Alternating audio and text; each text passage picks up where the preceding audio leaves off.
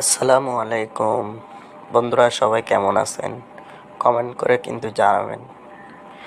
আজকে আমরা শিখব কালিমায়ে তাওহীদ। কালিমায়ে তাওহীদ, লা ইলাহা ইল্লা আনতা ওয়াহদি লা শারীকা লাকা মুহাম্মাদ রাসূলুল্লাহি ইমামুল মুত্তাকিন রাসূল রাব্বিল আলামিন।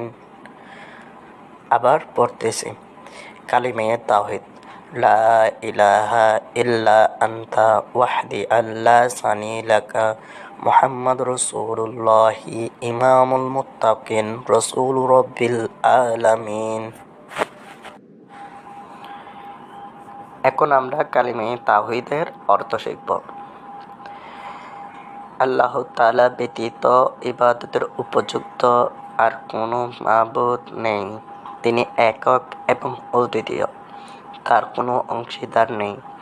হযরত মুহাম্মদ সাল্লাল্লাহু আলাইহি ওয়াসাল্লাম মুত্তাকিনদের ইমাম এবং বিশ্বপালকের রাসূল।